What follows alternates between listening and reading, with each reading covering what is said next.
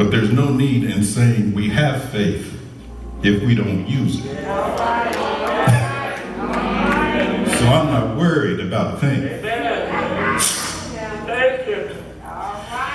So we see in this passage that John tells us that this was the first of Jesus' signs. Some interpretations will call it his miracles, but John uses the word signs or signals of his public ministry. The first of the signs in which he revealed his glory. The other disciples, Matthew, Mark, and Luke, wrote about Jesus' miracles, but John was more practical.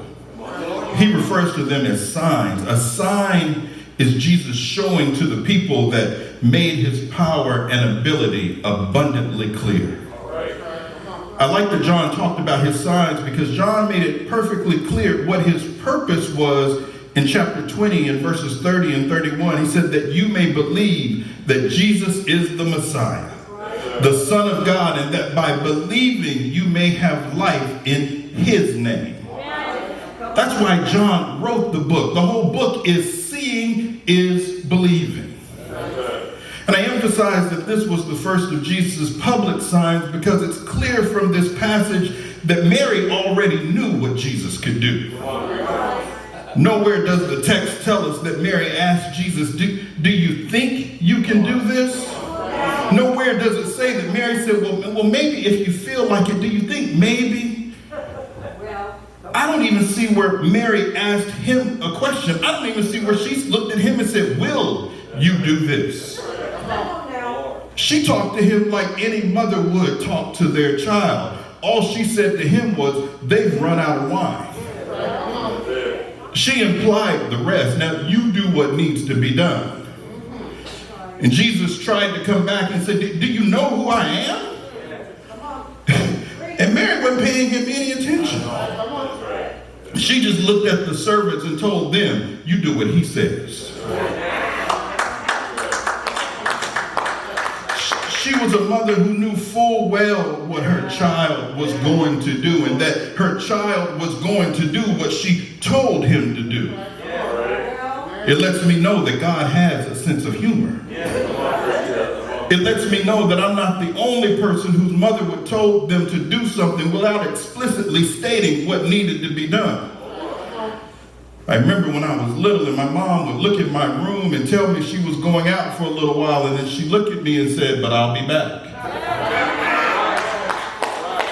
And then she gave me that look to let me know that room better not look like this when I get back.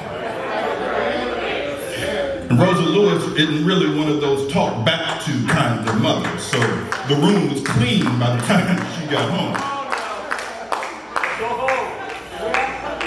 But we see in this passage that Mary knew what Jesus could do. She had already seen the signs. She had faith in Jesus. Now I'm going to tell you this passage is on water to wine, and we can't just get up here and just talk off the top of our heads. We have to do some research. And I'm going to tell you the research for this one was kind of fun. Some may ask, why was it so important for Jesus to turn water into wine? See, on the face of it, it can seem rather insignificant if we read this passage just through our understanding of today. I know when I was a young boy and I first heard about Jesus turning water into wine, and I didn't know any better, and I said, well, Jesus likes to have a good time. He's all right with me. But the research says that wine was vital to the culture back then, and given the climate and a lack of clean water and all the large number of guests at the wedding, and the wedding feast could last for up to a week. So the lack of wine at a wedding feast would have been a serious problem. The inability to provide what the guests needed would have been a failure in hospitality. It would have brought shame on the wedding host. Now think about it for a minute. You know how we are. If somebody invited you to their house and they ran out of food, you know what we would do. So Mary didn't want them to be shamed. Isn't it something about turning to Jesus to save someone else? Isn't it something about not being so caught up on ourselves and our own issues and what we have going on that we can go to God in prayer to save somebody else, even in the midst of our own circumstances? And because the celebrations could last so long, it was custom to serve the good wine first. And then after everyone got tipsy, then the host could serve the cheap stuff. You know, in other words, you could start out with a Stoller Reserve Willamette Valley Pinot Noir. Then by the end of the night, you could serve them Boone's Farm, and they won't know the difference. I told you the research was fun on this. But God's ways are different than our ways. Dr. David Jeremiah put it this way: the world starts out with better, and it becomes bitter in the end. God starts out with something ordinary and makes it extraordinary. The world loves to build people up just to tear them down. We tell someone how great they are, and then when they make a mistake, we trash them. It's that cancel culture that we live in today. It's important to note that Jesus used the setting of a celebration for his first miracle, for his first sign. He didn't do this at a funeral, but at a wedding. He wasn't there for a fast, but for a feast.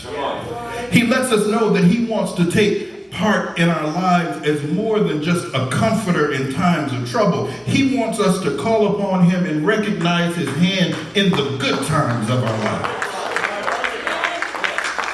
You know that friend that always calls you when they're down, that friend that always calls you when they're crying, and by the time you get through, you're down too? Jesus doesn't want that from us. He wants us to know that we love him enough to invite him to the good times as well. There's a saying I read, and I believe it's true: may I never forget on my best day that I need God as desperately as I do on my worst day. Another thing to note is who saw the sign, who witnessed the miracle occur. Sure, the wedding host and the guests, they enjoyed the choice wine, but it was the servants who actually got to see Jesus' power in action. Verse 9 tells us the master of the banquet tasted the water that had been turned into wine, but he didn't realize where it had come from, but the servants knew. There's just something about working for Jesus. It draws you closer to him. It may not come with your name being well known. It may require you to do some things that other folks don't want to do. It may require some people to look down on you. But when you're working for Jesus, don't give up. Galatians 6 and 9 tells us not to become weary in well-doing. There's an old spiritual that says, if you want to get to heaven, I'll tell you how. Just keep your hands on the gospel plow. Keep your hand on the plow and hold on. But this process, this fermentation process, this chemical process, this breaking down the bad stuff into good stuff, this process takes time. Winemakers or vintners will let you know that it can be a laborious process. And there are some wines they'll go from grapes to bottles in just a matter of weeks, but a good wine, it has to sit for a while so the sediments or the bad things in the wine can settle out and stabilize. And then it has to go through this process that they call a racking process, where it gets moved around and it gets put into different containers and different barrels, and so that it can leave behind the bad things, so the quality can become better. And although it has to sit, it can't settle too long, or it can't become complacent. When they move it around, it goes through some stuff and it gets more complex. Research finds that the really good wine has to go through a process. For really good wine, from the time when the grapes are picked to the time from the vine to the time when it's ready to be served in the finest restaurants, it can take months. It can take years to go through this process. But how it starts out is not how it ends. What it looks like in the beginning is vastly different from what it looks like in the end. You see, it may start out as water, but after it's gone through the process, it's ready to be served with the finest meals. It's not always an easy process. It's not always a simple process. In the old days, before machines, to make wine, they literally had to stomp the grapes with their feet. The grapes had to be crushed down before they could be made into wine. And sometimes we are crushed before our process reaches its end. We are crushed before we can be transformed. God puts us through a process. It doesn't always feel good. It'll shake us up, but it makes us leave the old things behind. We ought to have some joy this morning. We ought to have some joy because we are the wine. We are what's been transformed. We started out as water, and in that day, we started out as water. But if we look where we are now,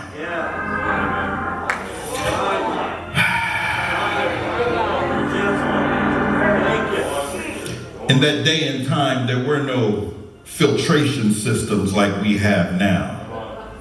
One of the reasons that wine was so important was because when they mixed the water with the wine, the substance of the wine would clean out the water. See, when I look at this, it's telling me that right now we are the wine, and we've been improved, we've been transformed, and we are here for a purpose. We're here to clean up this environment that's around us. He put us here for a reason.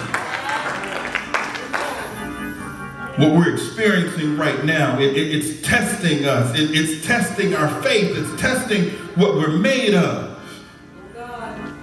Just think about it. Just step back and take a look. You would think that a worldwide pandemic, that alone would be enough. You would think that a social justice movement alone, that would be enough. You would think just not being able to come and worship and fellowship, that would just by itself be enough. You would think that losing our jobs or not being able to pay the rent or pay the mortgage or being behind on our bills, any one of those alone would be enough. But we're facing it right now, all at the same time. We're being transformed. We're being turned from water into wine, but don't lose heart because there's joy in the transformation. There's joy in the fermentation process. James said it this way: consider it pure joy, my brothers and sisters, whenever you face trials of many kinds, because you know that the testing of your faith produces perseverance. Let perseverance finish its work so that you may be mature and complete, not lacking anything. We ought to be more mature by now than we were in March when this first started. We're going to be more mature when this ends than we are right now. We're going through a process. Joy doesn't mean that you just walk around with a smile on your face all the time. Even as Christians, we have hard times, but the joy comes in knowing that even in the hard times, we don't have to face it alone. He's told us, I will never leave you nor forsake you. He's told us, be strong and of good courage. I will uphold you. And joy can come after a transformation. Joy comes after a period of testing. Joy comes with a period of overcoming. There's joy in the process. I beg you right now, trust the process. Too often we block our blessings. We get in the way because it gets uncomfortable. We get in the way because we don't want to do it. I want to lose 20 pounds, but I don't want to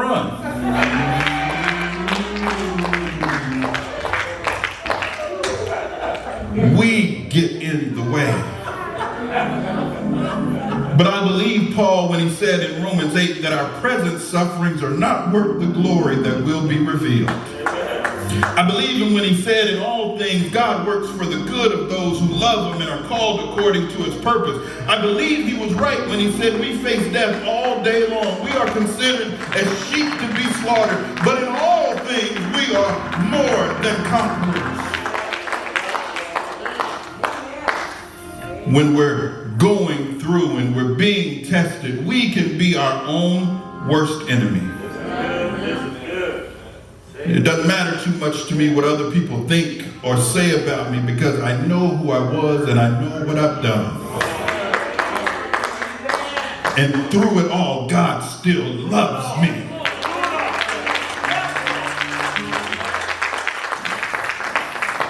We have to turn off that recording in our mind, that broken record of who we used to be and the mistakes that we made in our past. We need to remember Paul's words at the close of chapter 8 of Romans. Nothing can separate us from the love of God that is in Christ Jesus.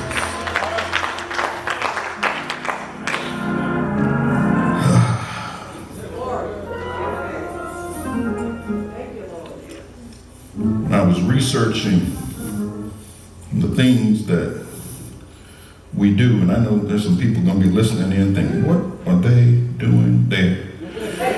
Last week, Pastor talked about gambling. This week, he talking about drinking. Them people have lost their mind.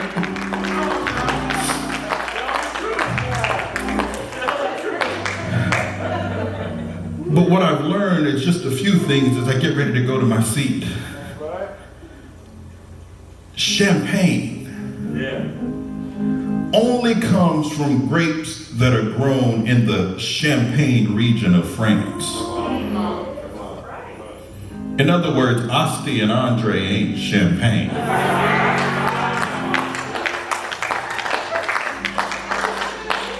In some parts of Europe, in some countries, it's illegal to label any product as champagne if it didn't come out of France.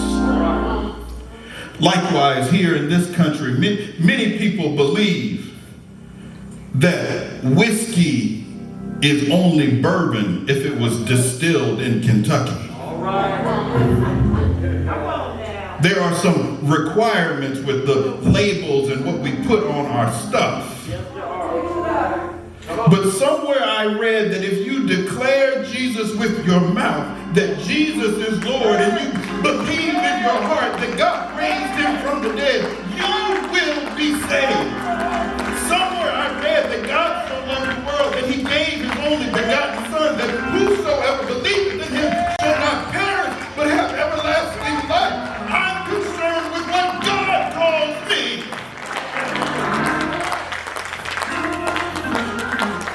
There are things that come at me now that would have broken me down years ago, but I know that God has a process for me. Somebody called me the other day, and it's really somebody that I haven't even laid eyes on in a couple of years, and we were talking about a number of things, and they said, oh, before I let you go, let me tell you this. I heard somebody say this about you the other day, but don't you worry, I got them straight. I said, baby, that's all right. Because God's got me. But it was an affirmation, it was confirmation that God sends angels out on your behalf into situations that you don't even know about. And he's out there protecting you and saving you and transforming you.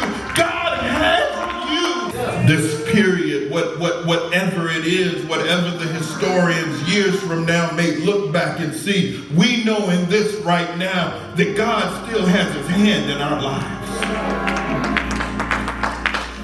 The fact that we are here, no matter what may be going on the outside, God has us and he's protecting us and he's keeping us.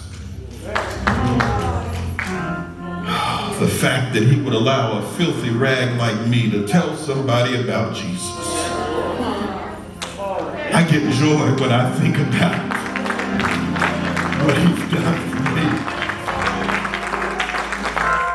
I get joy when I think about how he set me free. Times get hard and things seem to go awry, but I'll tell you right now, when I think about the goodness of Jesus, joy bells keep ringing in my soul.